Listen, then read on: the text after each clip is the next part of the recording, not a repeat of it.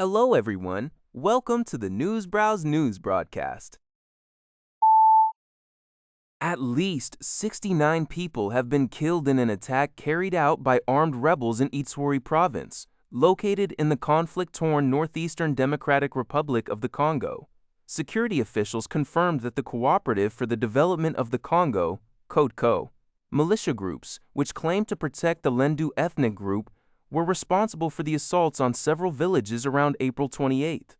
These attacks were reportedly in retaliation for an earlier assault by the Convention for the Popular Revolution, CRP, on Congolese army positions. The eastern DRC has been plagued by conflict for over 30 years, with various armed groups vying for control of its rich mineral resources. The UN peacekeeping mission, MONUSCO, condemned the deadly attacks and noted the challenges faced by Congolese authorities in protecting civilians amidst multiple active armed groups like CODECO, CRP, and the ISIL-linked Allied Democratic Forces, ADF. Al Jazeera. On the 72nd day of the U.S.-Israel war on Iran, Al Jazeera reports that Israeli jets targeted over 10 towns in southern Lebanon, killing at least 24 people, despite an earlier ceasefire. Meanwhile, Washington awaits Tehran's response to its latest proposal to end the conflict. Iran's Islamic Revolutionary Guard Corps threatened to target U.S. sites and enemy ships if its tankers are attacked, and warned countries enforcing U.S. sanctions would face difficulties in the Strait of Hormuz. Diplomatic efforts include Pakistan's mediation and meetings between Qatar's prime minister and U.S. officials on regional security. In the Gulf, Bahrain arrested 41 individuals linked to Iran's Revolutionary Guard for alleged espionage. Naval activities intensified in the Strait of Hormuz, with a bulk carrier reporting a projectile strike, a Qatari LNG tanker transiting for the first time since the war, and the UK announcing a joint mission with France to protect shipping. The U.S. military also reported disabling 4 ships and preventing 58 commercial vessels from accessing Iranian ports. According to Dushawan, a devastating suicide attack occurred at a checkpoint in Pakistan's northwestern Khyber Pakhtunkhwa province, resulting in the deaths of at least 15 police officers and multiple injuries. The incident took place around 9 p.m. local time on May 9th, when an assailant deliberately drove a vehicle packed with an estimated 1,200 to 1,500 kilograms of explosives directly into the checkpoint. Following this initial explosion, militants launched additional assaults, including drone attacks and ground-based offensives. Rescue teams later used heavy machinery to clear the site. A militant group identifying itself as the Pakistan Mujahideen Alliance, Badisading Sant Jantar Don't Do Militant Daya, has since claimed responsibility for the deadly assault via social media.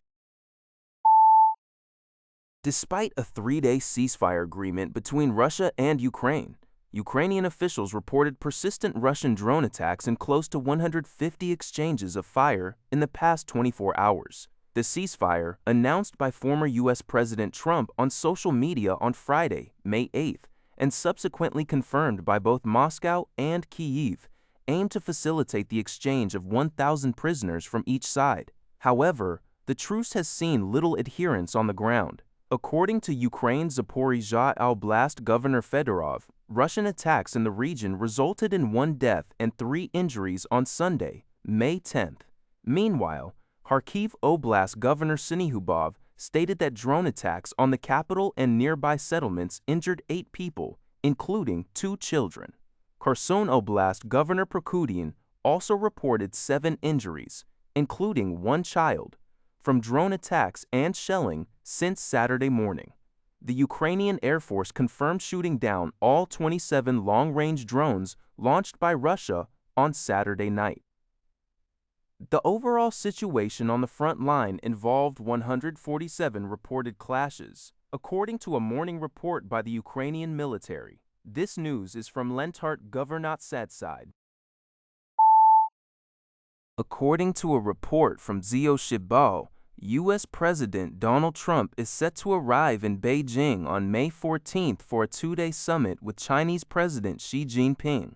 British newspaper The Guardian's diplomatic commentator Simon Tisdall noted that ongoing conflicts in the Middle East are drawing away U.S. military resources, particularly with two aircraft carrier strike groups deployed in the Persian Gulf, thereby challenging military allocation in the Indo-Pacific region.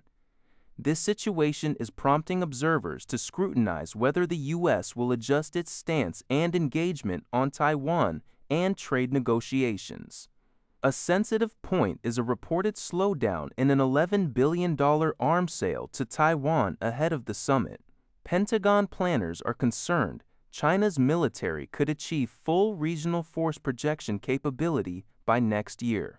Tisdall highlighted Trump's past labeling of Taiwan as an economic competitor rather than a traditional ally, causing unease among regional allies like Japan, South Korea, and the Philippines, who are closely watching for any informal U.S. concessions. The summit will also cover trade and agricultural purchases, proceeding in an atmosphere of high mutual distrust. Tisdall warned that any U.S. concessions without long-term strategic consideration could undermine decades of diplomatic efforts to maintain peace in the Pacific. Jonathan Jean, a Brookings Institution expert and former CIA official, suggested that Beijing's overt satisfaction post-talks could signal a worrying outcome for future U.S. positions. That's all for this video. Thank you for watching. See you in the next video.